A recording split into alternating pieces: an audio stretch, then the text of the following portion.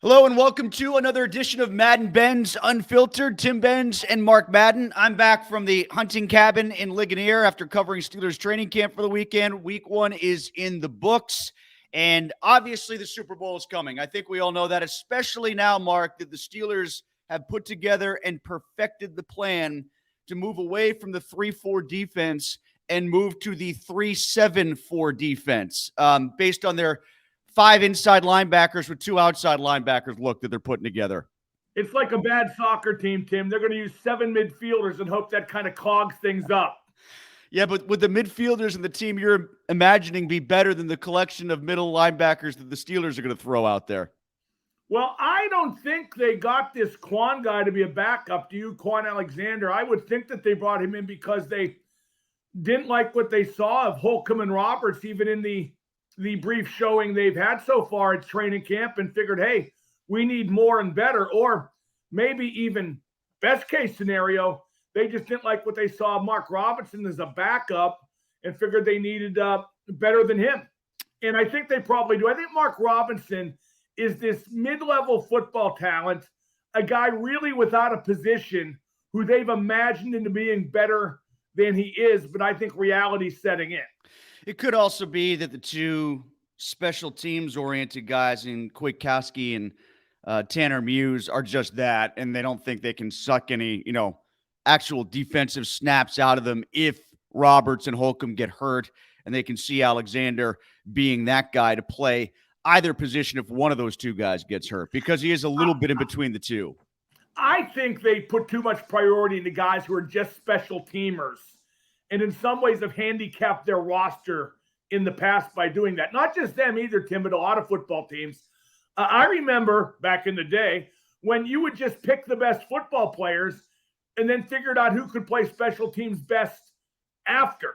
And it turned out a lot of the guys who were good football players were good at special teams too.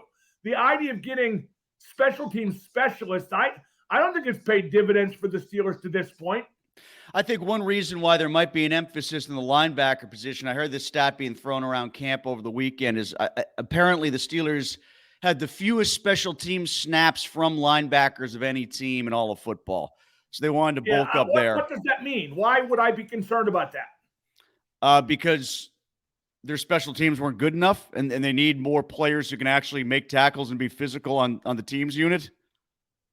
I think what they need is a better coach for special teams, because the special teams have not been good under Danny Smith, who's been there for a billion years. But he's a local guy, Tim. Got to give that local guy his due. Well, Mark, let's kind of broaden things out a little bit as it relates to the Steelers in training camp, because, of course, all the news that's coming out from Latrobe, everything is positive. Everybody's made strides. Everything looks great.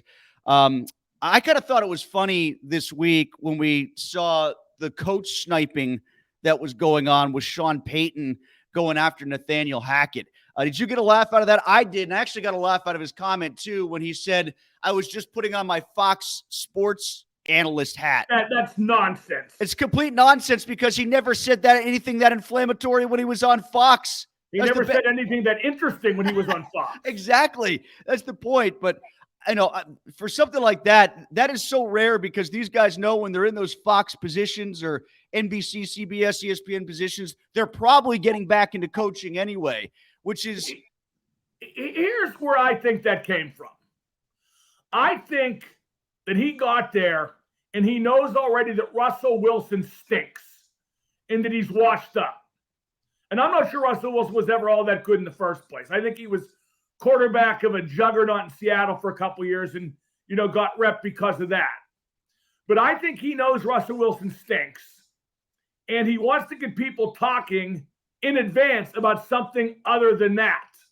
So he gave him something to talk about. Yeah, and he did so by way of trying to make his quarterback feel better in the process. So it was 2 birds with 1 stone, so to speak. I think they're going to finish last in that division. So do I. I'm not buying in on the hype surrounding the Broncos, to be honest with you. In fact, I actually think if you're of the belief that Kansas City has peaked and they're just due for a little bit of a regression, that's not going to happen this year, because I think LA backslides. I don't think that either the Raiders or the Broncos make the leap that a lot of people think they will to wild card status. I think the Raiders are going to be better than people think, though. I see a lot of people thinking the Steelers have an automatic win at Las Vegas in Week 3. I certainly don't see it that way. I think the Vegas Raiders and the Steelers are on very similar terms, actually, as the season starts. But I just don't see it with Denver. I don't see it with Russell Wilson. Why would you say the LA Chargers are going to backslide? I think their window's been open enough for long enough to have made a push to challenge Kansas City. I don't know, but Herbert's a young guy. I mean, I still think LA's a wild card. I also think the Eckler thing, that dynamic is kind of messy this offseason. They just don't have the roster nor the coach, in my eyes, to really threaten Kansas City in the West. And I don't expect them to threaten Kansas City. I expect them to get a wild card. What about that? Was it Sports Illustrated predicted Kansas City to go 10-7 but win the division? Oh, I don't see that. I don't see or that. Or USA Today or whoever. Yeah, I think Kansas City's still the best team in football, although they are leaking components because of salary cap, slowly but surely, not least Tyreek Hill, over a year ago. Speaking of the early start for the Steelers, you talked about that a bunch in your show this week, I know, and one of the teams they face, in fact, the first one right off the hop, is San Francisco, and we've spent so much time wondering how Brock Purdy is going to be. Maybe not enough attention paid to the fact that Nick Bosa isn't even in camp yet. Now, who knows? That could be a good thing. Maybe he doesn't go to training camp, comes in 100% fresh, and eats Dan Moore alive if Moore is the starter or left tackle. But I know what you wanted us to do. Myself, Chris Adamski, some other guys, we gave you some opinions on where we thought the Steelers were going to be after 3 weeks. Where do you think they're going to be after this first 3 weeks? If they're not at least 2-1, they're in a lot of trouble. The fact that they've got San Francisco, the toughest of the 3 games at home, they should. That's one that they should steal, and it could be a swing game for them if they get in the playoffs or not. Yeah, but they put it this way: if the Steelers are for real, and if they are as people want them to be, they better beat San Francisco at home Week 1. They just better do that. San Francisco is a favorite right now. 3.5 at Acrisure? The last I looked at Bet Rivers. So but I think San Francisco's defense is going to eat that Steelers offensive line alive, because that offensive line ain't much better. And although I think Broderick Jones is going to be a real good left tackle, that situation will be tenuous. What's untenuous? I don't even know what that means at that point. So the one ace in the Steelers deck is I don't think Brock Purdy's any good at all. I think he had a fluky kind of Mr. Irrelevant kind of year last year. Yeah, he could have had a Tommy Maddox year. Right. But I think that Frisco defense could eat the Steelers alive. All right, so Steelers fans who want to hear from you, want you to chime in on the 2023 record, anything that you picked up from Week 1 at training camp that you liked, that you didn't like, post your comments and we'll get to them. One other Steelers-related topic, Mark. Le'Veon Bell did an interview with CBS Sports where he bemoaned the fact that they didn't get a ring, and he seemed to blame it all on the Ryan Shazier injury, the bad luck of the Ryan Shazier injury.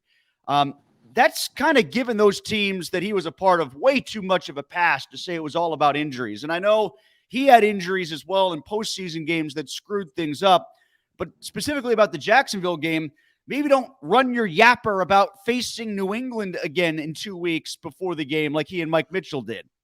Yeah, I don't believe locker room talk affects the result of a game ever. Ever. The bulletin board stuff, nobody has bulletin boards anymore. It's all on your phone. I think the reason the Steelers didn't get a ring in the Bell and Brown era is because those two screwed it up. And a very wise man said at the time, Tim, on radio, the minute Bell and Brown started to come into prominence as players, I said they'll get their stats, but you don't win with guys like that. And you didn't. Case in point, the high point, and it's hard to believe it was the high point of that era with the talent they had, they got killed by New England in that conference championship game. What was that, 2016, 2015? Yes, 2016 was the New England championship. Right. Yeah. Well, Lev Bell got hurt during the game, got cleared to come back in, refused because he didn't want to hurt his free agency. Antonio Brown didn't catch the first touchdown as the Steelers cut the deficit in half, threw a tantrum on the sideline, and had to be talked down off the ledge just because he didn't score a touchdown in a conference championship game. You don't win with guys like that. And Tim, what I've always been disappointed about, especially the Bell thing, people know that to be true, and it wasn't reported then, and it's never talked about now. You know what? He spun that. He, in that interview, talked about that injury and said that he blamed himself because he acted too pouty on the sidelines when he realized he couldn't come back in. That was his. He point blank refused to go back in, and if he says otherwise, he's lying. Period. I can't allow myself to look at that and say, well, injuries were the only reason why the Steelers didn't advance. I mean, a lot of those teams had injuries too those seasons. Like, hey, the Patriots had to play without Gronkowski and got to a Super Bowl, I believe, once. They won 11 games without Tom Brady once and almost made the playoffs. So you can't just put it all on injuries, even though, yes, Bell being out for the playoffs for 3 of the times they got eliminated was a big, big reason why that ended up being the case. None of what happened then, either looking back big picture or minute by minute back then, none of it surprised me. You could see it coming a mile away. Let's get to the Pirates, Mark. Do they trade Mitch Keller? The Dodgers are said to be interested in maybe dangling their top pitching prospect, although their top pitching prospect, when he's been up at the majors, I believe has 4 appearances, and his ERA is around 12. So almost as high as Mitch Keller since the All-Star break, actually. He's not even as good as Quinn Priester. If we've been told, not told, but it's been implied that 2024 was supposed to be the year where they, get to 500, if not contend. Yeah, this is sort of their. If they punt on it, and their payroll was 3rd lowest in baseball this year, right? It could be lower next year. If that happens, I can't imagine why anybody would ever buy a ticket to PNC Park again. They already traded Santana. They already. Yeah, but trades like that don't matter, Tim. Well, no, those are washed-up veterans on 1-year deals. In fact, we're talking about Keller. We're talking about Bednar right now. Right, and in fact, when you trade Santana, that's just a fulfilling, I think, of a prophecy when you got him in the first place. I mean, you hoped you could do that if you weren't in contention. Exactly. So I don't see that as a big deal. I figured by now, I didn't even think Rich Hill would make that last start, to be honest with you. I didn't think they'd take any chance of him hurting himself and get nothing for him, but I imagine he'd go.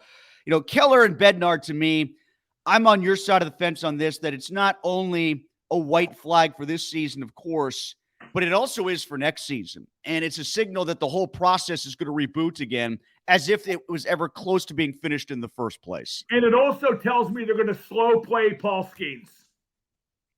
Right. So there's less clutter from the fan base about calling him up fast because they're so far out. If you keep Keller, it makes sense to have Keller and Skeens 1-2 in the rotation for the next 2 years and try and make a fist of it, right? But if they dump Keller, then I don't know why they want to bring Skeens along slow. I can't see one good thing that results from that. Not one. Can you? No, I can't. I mean, he's old enough. He's good enough.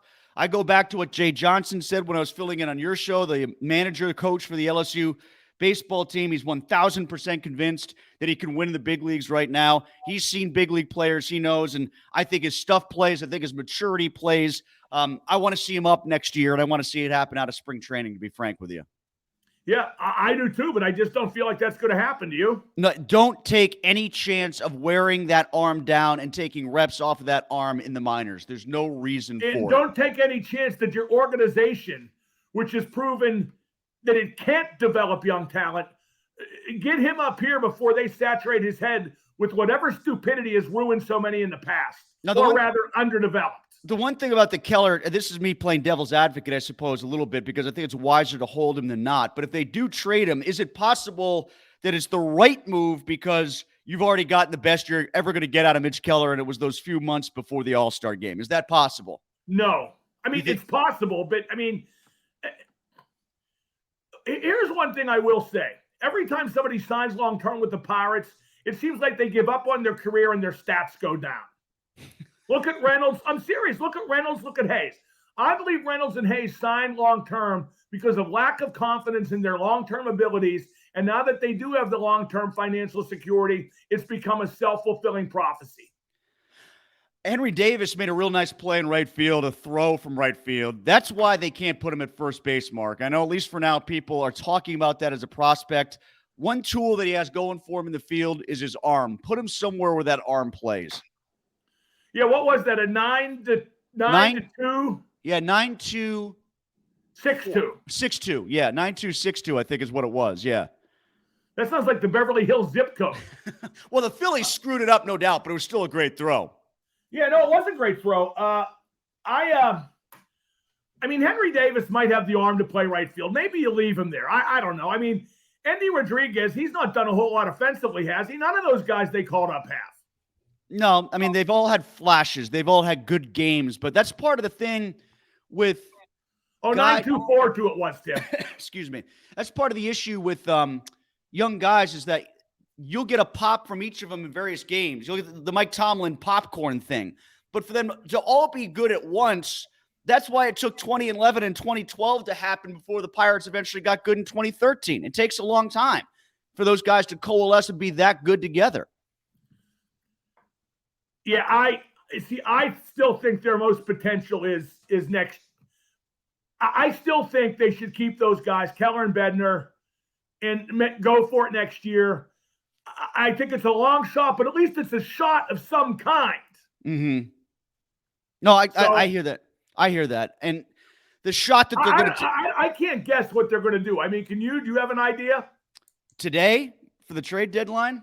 No, tomorrow's the trade deadline. Well, yeah, but if they do it today during the off day, I guess. My inclination is to believe that they're going to – I'm more believing that they're going to hold on to both of them than not because they don't cost that much. But I retreat to money on all this. I don't see either of their costs being onerous enough that they would feel the need. Although they're going to get a bump in arbitration. Okay. To the point that it's more than what they would need because they're going to have to get at least one veteran starter, one Rich Hill type. Don't get me wrong. I am not espousing trading them. Mm-hmm. I think they should keep them and do the best they can next year. I think they should keep Mitch Keller and get a starter. Go get a veteran starter. They should finally try to do something, but I just don't trust them. Do you? No, I don't trust them. I mean, again, the only reason I would trust them to not move them is, like I said, because I'm cynical enough to look at it and say the money is the easiest reason to fall back to and say, they're not going to be that expensive. Might as well keep them. Bob Nutting's a greedy hillbilly pig, and you watch, the payroll next year is going to be lower than this year, despite being billed as a turning point year. The payroll is going to be lower. Whose bluff is eventually going to win out in the Carlson Penguins thing, Mark? I don't know. I'm tired of it. I mean, I understand the patience required, but I've been saying for a few days now, Carlson needs to force his hand. If he wants to come to Pittsburgh, as it seems he does, then again, he strikes me as the kind of guy that could be telling a million different people, a million different stories. But if he does want to come here, he should go to San Jose and say, look, I want out. I'm not going to play here no matter what.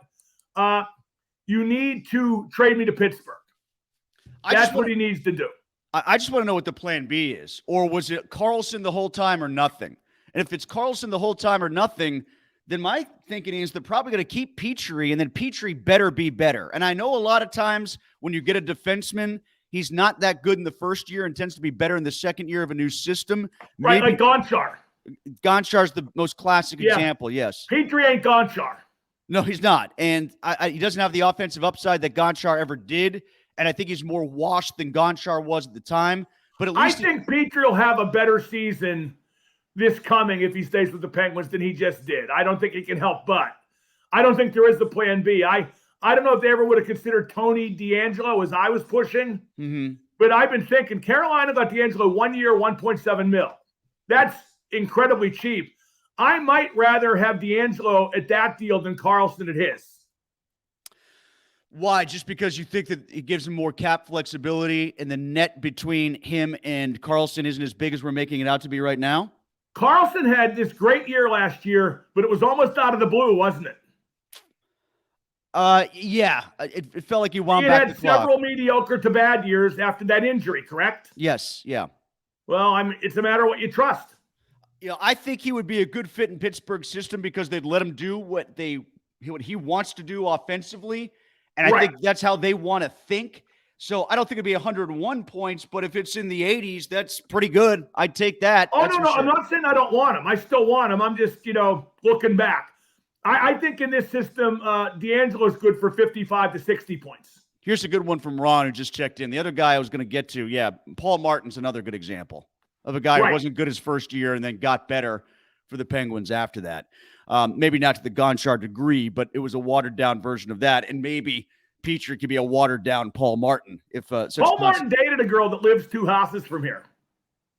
Where you are right now. Still that lives lived, here. I should say. Did, okay. Yeah. She lived in the old Ben house for a while. Is the Ben house, does it have some sort of indication on the outside of it? Is there a number 7 or something like that on the outside of Ben's old house? No, well, it is number 7. Oh, is it? That's one reason he bought it. I'm not kidding. Like Sidney Crosby had to be superstitious about his house. Yeah, exactly. But no, the Jehovah's Witnesses just sit there and wait for Ben to come back. Are they all wearing black and gold? Is Steeler Pope among those? I hope not. Mark, by the way, did you know that no one is paying attention to anything in sports right now? Because I was told by Chris, who's producing behind the scenes, that our biggest tracking story on Trib Live, it had been our Madden Monday podcast for most of the morning. Then they found an alligator in the Kiski River, and now we're getting killed by the alligator story. What do you mean? Oh, that's getting all the hits. Yes, everybody is reading about I guess there's a big alligator in the Kiski River, which isn't uncommon, but maybe not one this big. I like it. I hope he causes mayhem. I hope he's headed for Latrobe. How far is Kiski from Latrobe? I don't know if he's going to swim. Well, what stream would he have? Maybe he can wind up at Loyal Hannah Creek right near our hunting cabin. I might be in trouble. Hell, if he sends me a text, I'll drive him there. Let's get to Richard, who says if Jones shows his talent this training camp, he should be the starter for week 1. Experience only matters if it's good experience, and more hasn't been good. I agree with that. But I think this schedule is awful for the Steelers because of the pass rushers they're going to face. I think that's what makes it awful. Don't you? Yeah, you know what, Mark? It's a classic Steelers schedule in that it might start off poorly and has the potential to end poorly. And I think they make a ton of noise in October and November like they always do. Well, okay, there's one tough decision to make in the entire starting lineup, correct? Offensively? Left tackle. No, period. Yes, left tackle. I mean, like inside backer, that's not tough because they all stink. But left tackle, you're talking about one guy experienced, one guy more talented, right? Yes. So doesn't it figure that the first 3 games exploit having to make that decision right? I've thought of that. And maybe exploit that there is no right decision. Or, Mark, what if it goes the other way? What if they play those 3 tackles, go 3-0, and Dan Moore shuts everybody out? Not to play those 3 ends, I should say. What if Moore's great the first 3 weeks? And I just don't think that's going to happen. I don't think he's. And Tim, here's what is going to happen. They'll put the tight end over there so much the tight end won't be involved in the offense. Well, then it better be Darnell Washington. Then he better get up to speed because he's. I bet he doesn't get a jersey the first week. I bet he's a bust. These, the red zone drills they do, the 7 shots thing they do. It's been tons of tight ends that they've been throwing to. I mean, Connor Hayward all over the place. Gentry. They're determined to make Connor Hayward a player, aren't they? I think that they are trying to turn him into the Steelers version of how Canada used to use the fullback at Pitt. I think they're trying to turn him into a do-every. I mean, he's had a really good camp. I mean, he makes a play or 2 every day. I'm not sure that he's not a player without a position. I think they knew that when they drafted him, and they're just trying to get. Well, they drafted him on what, like the 7th round? Well, actually, did they even draft him, or did they sign him? I can't remember at this point if he was a free agent or not. But it's worth a shot. He's Hayward's brother, but I hate that stuff.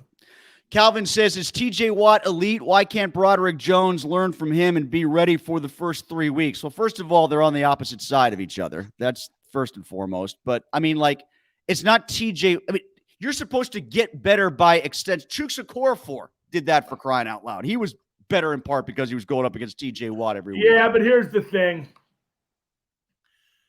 Nothing duplicates the speed and intensity of a real game in football. You can only learn so much from practice and scrimmages and even the exhibition games. Nothing mimics the speed and intensity, especially against 3 guys like Bosa, Garrett, and Crosby. When Okorafor was clear to be the starting right tackle last year, I mean, Watt was making him look terrible, I thought, in training camp, and I was ready for that to be a nightmare position. But, Watt was great in camp last year, great in the first game against Cincinnati, and then he got hurt. But then I thought Okorafor was okay at right tackle. One thing they did, Mark, yesterday was they had Dan Moore over at right tackle. They gave Okorafor a day off just so Broderick Jones could get more reps at left tackle. How do you read into that? It tells me they don't trust Chooks fully, that's something they'd consider. But I don't know. People say how good their offensive line's going to be, and I got sucked into that for a little bit. They got a real good left guard. When's the last time a left guard was a big difference maker? When it was Alan Faneca. He might have played right guard, actually. No, he played left guard. Where was DeCastro? Well, there you go. And I got a feeling this guy ain't Faneca. And it was a running team and a running game back then. Okay, I think this line is going to be better once Jones kind of beds in. But you know, like with Siamalu, and I think he's real good. Like, who's this guy at Dallas? The guy, Zach Martin, is that his name? Yeah. He plays left guard, right? I think he's playing left, correct, yeah. Yeah, well, he's not showing up for camp, and they're like, okay, whatever, let me know when you get here. They don't care.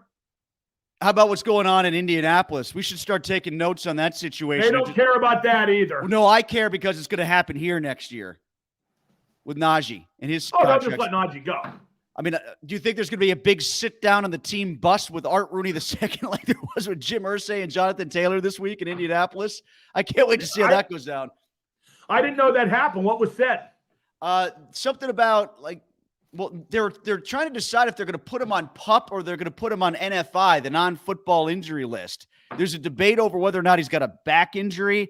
This is the residual. This is the trickle down of the running backs withholding their services. The one strategy that seems to become ready is now you do the hold in before the third year, because that's after the end of that's when they decide to pick up your option or not. Not only that, it's like, okay, if you're not going to pay me what I want, then I'm just going to say I'm hurt, and that's going to be money against the cap then that you're going to have to work around anyway. Well, I'm surprised Najee didn't do that this year, like Taylor. Taylor's in his third year, right? Going into his third year. He's at least a year ahead of Najee, so I think he's. No, he's not. No, he's not. No, he's the same class. I don't think they've decided whether to pick up his option, Tim. Oh, I don't know about that. I don't know what year he was drafted. Is what I'm saying. I don't remember. But I'll look it up right now. So make conversation. At any rate, the point I was getting at is this. No, he's played 3 years. That's right. Yeah, that's what I thought. I thought he was a year ahead of Najee. But at any rate, that's the strategy that they've got, and the thinking is you're going to essentially punish the owners if they're not going to give you the money they want because you're going to be injured and get the cash because you're hurt, and make them have to work around the cap ramifications. That's the counter. Okay, well then do that, and your career's over. These guys have no leverage. No leverage. If they tried to trade Jonathan Taylor, there would be no takers. If he was out there on free agency, there would be no takers. Ba says Look at Dalvin Cook. Not exactly a bidding war for Dalvin Cook, is there? No, there's not. And that's the other thing is your other option is to go free agent. Do you really want to go free agent? Not only will a kid born today never see the Pirates win a World Series, their grandkids won't either. Yeah, probably not. I mean, it's been 40 years already, 35 years or whatever. You know what I'm really wondering about, Tim? When's the lease up? Well, it's been 2030, right? Yes, yeah. Has me wondering. Ba also asks how long before the SEC comes in and investigates the Ponzi scheme at PNC Park. What, the Southeast Conference? I was wondering when the SEC might investigate the SEC. That might be the more interesting investigation. Yeah, they're not worried about PNC Park.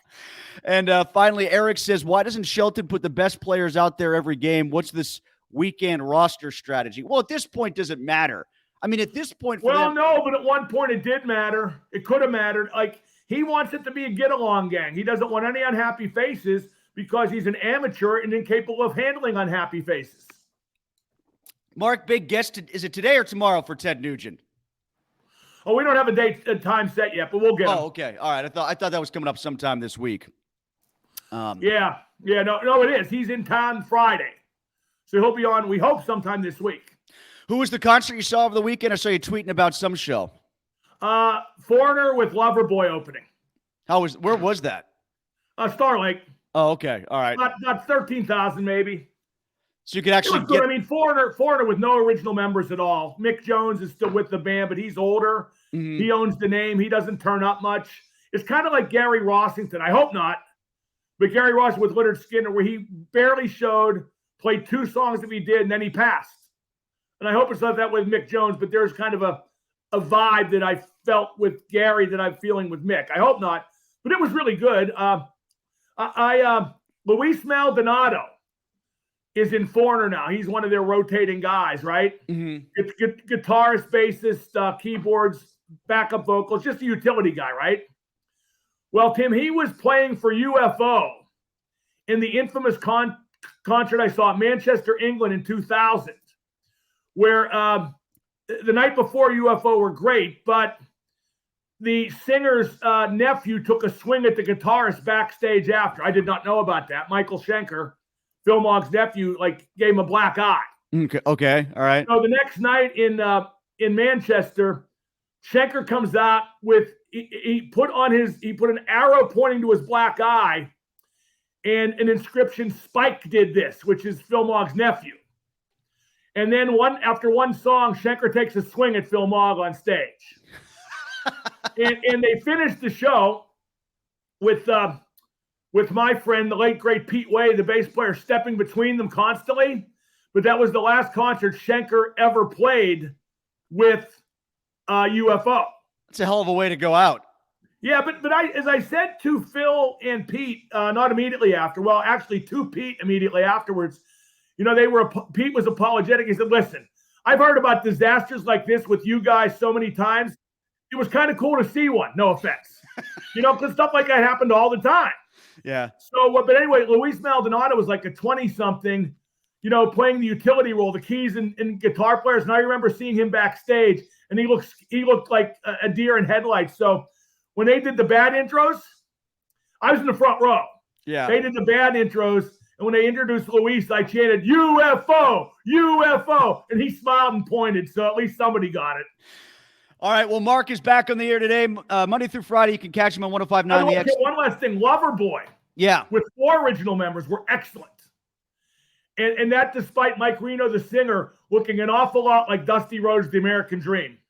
Am I going to like the Pretenders before Guns N' Roses, by the way? You seen the Pretenders live? Pretenders are great, yeah.